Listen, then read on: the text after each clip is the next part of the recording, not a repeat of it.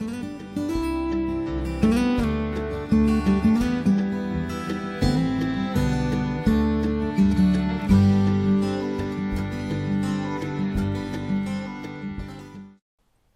hello everyone and welcome to another episode here on the MIgardener channel. I'm so excited to be filming this complete growing guide for you today because it is hands down the most commonly requested growing guide, and that is on watermelons. Watermelons are they're so fun to grow, and they are, I guess, just the icon of a great summer thing to eat. I mean, watermelon in the summer is just an amazing thing. So everyone wants to grow it, but not many people know how to grow it or know how to grow it successfully.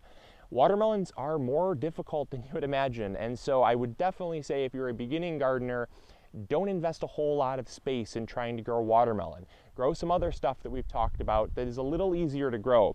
Watermelon can be extremely difficult to know when is ripe. It is extremely difficult to give enough space to grow it adequately. So that leads us to the first thing, and that is the first requirement is a lot of space. Watermelon will take up a good, and I say this is like the least amount of space that I'm going to be giving it, and that is 5 feet by about 20 feet. So we're talking 100 square feet, and we're going to plant 4 plants in that 100 square feet. So you need about 25 square feet or 5 feet by 5 feet per watermelon plant. And so I'm going to plant 4 plants in that amount of space. That's pretty space hogging, if you're asking me. That's what we like to call a garden hog. So you definitely need the space first. The next thing is warm weather. Watermelons absolutely, positively will not do good in cool weather. You need a summer night to be at least in the 70s. If you can't get your nights in the 70s, then you're not going to have a good time with the watermelons because they require warm temperatures to ripen. Otherwise, you're going to have those white melons that everyone talks about. It's just bitter and flavorless. So it's really important to have those nice warm nights.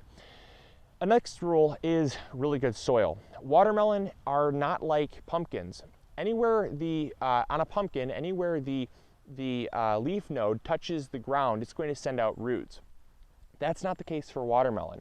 Watermelon and cantaloupe both require a very loose soil because the root base that they put out is the only root base supporting the plant. With pumpkins and other forms of squash, you have a little bit of forgiveness because all along the leaf, anytime there's a leaf joint to the stem, to the main growing stem, it's going to send down little roots. And those roots all along that stem kind of add up, and they can really help out the plant to uptake more nutrients, uptake more water. So it's really crucial to have that nice, loose, fluffy soil that the roots can go in, expand out so they can take up all the nutrients and water that's required. We have them growing in just a basic garden soil, but I highly suggest amending your bed, making sure that there's lots of sand, lots of compost, really well draining so that the roots can get a lot of aeration to do what they need to do. The next thing is when it comes to nutrients. Watermelons are extremely heavy nitrogen feeders, a lot like we talked about in the zucchini growing guide. They require a minimum, and I say a minimum, of 2 feedings of blood meal per season. So what we like to do is we like to give them trifecta and blood meal, just like we do with the zucchinis, because we have a lot of fast-acting nitrogen that's going to give them that boost now, and then that slow-release nitrogen later on. So it's going to get a whole season of nitrogen, and we typically give them that because they require all that nitrogen to just set the fruit. I mean, you're talking a 15, 20-pound watermelon. It requires a lot of nutrients to put that out. The next thing is a lot of water. If you're not there to water your garden all the time, watermelons might not be something that I recommend growing because of the fact that watermelons are a lot of water, hence why the part of their name is watermelon.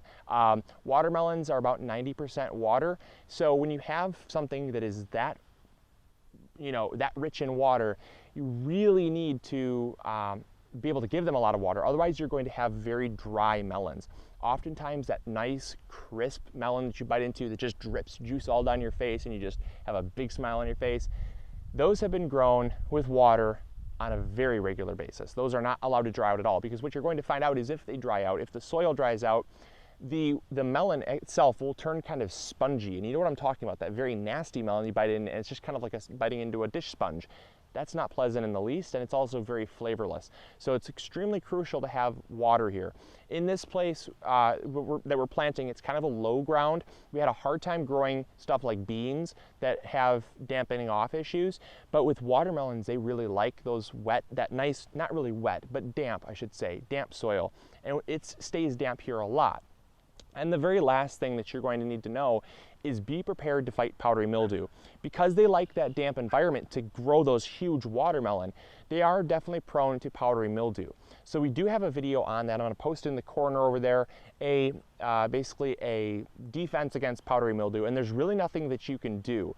Typically, if you can have a underground watering system, like a drip irrigation or something, that's better. But the thing is that in our environment here, when we're growing in ground and it's a traditional in-ground garden, it's really difficult to get drip irrigation in here. And so we just rely on rain and hand watering to do all of that. So we typically just rely on that combative technique of killing off the powdery mildew using baking soda. And we'll typically do that every week to just kind of keep it down and keep it at bay. Oh, the last thing I was going to talk about is maturing dates. I've had a lot of people ask for maturing dates. If you do not have a growing season that is at least 150 days, don't even bother growing watermelons. Watermelons are between 100 to 110 days till ripening, which means if you get them in the ground at the beginning of the growing season, you're going to be lucky here in Michigan to get a watermelon by the end of the year. Just saying. So it's something that it's a gamble, but if you like gambling, it's your kind of thing to grow. So I'm a gambling man. I'm going to put one in. I'm going to put 4 in actually, and we're going to see how we can do. So hopefully you all enjoyed this. I'm going to plant these, and that's really it. All right, hey guys, good luck on your watermelon. Let me know in the comments box below what you think. If you'd like to try a watermelon, let me know what kind you're trying to grow. Also, let me know in the comments box below any plants that you'd like to grow that I have not done a growing guide on yet. And the last thing is if you're interested in these growing guides, make sure you check them out. We have a huge playlist of over 18, I think we're up to like 19 growing guides now, and that is over at www.migardener.com. You can check out the full list of the growing guides, and it's going to hopefully get you on your way to a successful garden. So I'm going to plant these up. I'll talk to you guys later.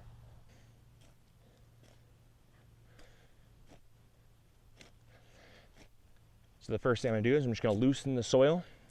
As you can see, got lots of that really loose soil. It's so important to have, like we talked about. But the next thing I'm going to do is I'm going to basically work a radius. Don't just plant the plant. Work a radius out and get the radius to be really loose as well, and kind of mound the soil up. You want to plant in a mound because it's going to allow the plant to be a little bit off the ground while the roots can still stay in that damp soil. It's going to help kind of combat some of that powdery mildew that we talked about. So there you go. There's a little mound. And then we're going to plant right inside that little mound there.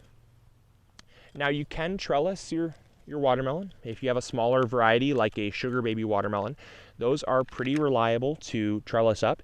However, if you have other things like these are crimson sweets, I would not recommend trellising them just because of the fact that when you trellis a watermelon, you really have to be able to sustain a big melon on that trellis. And oftentimes the trellis either breaks or the melon will become so heavy that the supports will break, and then it crimps the stem, ending up in a unripe melon to be harvested, because once the stem crimps, there's really no saving it. So I definitely recommend just growing them on the ground. They're a whole lot easier. The one exception to that is the sugar baby watermelons, because they really only get to be like a personal 1 pound to a 5 pound melon at most I've seen. So it's really a very easy to trellis melon.